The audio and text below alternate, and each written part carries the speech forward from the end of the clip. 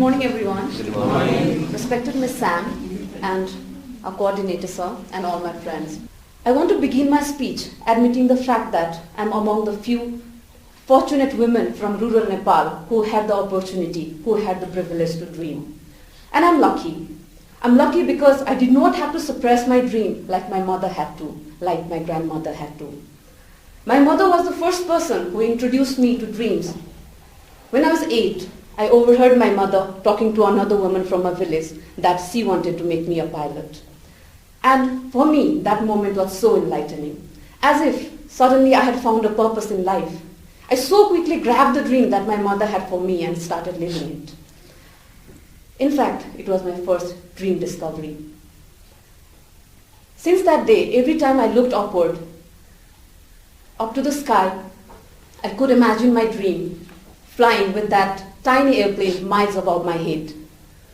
I did not know how, I had no idea, but somewhere deep inside, I had that conviction that my dream was reachable because I trusted my mother.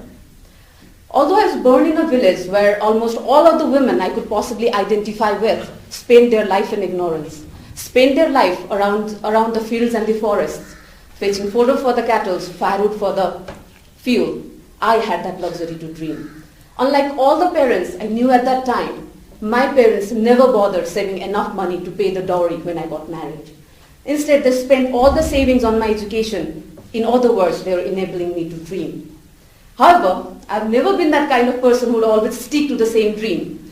I have frequently navigated between the dreams. I've so frequently changed the dreams, but still, one thing has always remained the same. I always have been driven by a dream. I always have been driven by a purpose in life.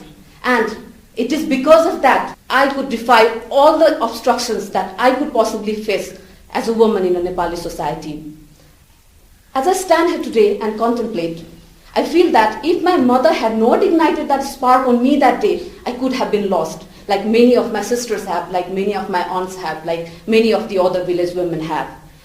So, what I believe is that it is vital for the person to dream. And it is even more so for women, because as women, we have always learned to suppress our dreams. We have always learned to adjust our dream with somebody else's dreams. As a woman, we have always learned to make way for somebody else's dream to thrive at the expense of our own dreams. So my message today is that dare to dream, cling to that dream, and live by that dream. And if you ever feel like giving up on that dream, think about the millions of other women like you who did not have the luxury, who still do not have the privilege to dream, and they are living a life that is quite unimaginable for us. I'm at the end of my speech. I'd like to wrap up my speech with this short poem by Langston Hughes. Hold fast to dreams, for if dreams die, life is a broken winged bird that cannot fly. Thank you and have a good day.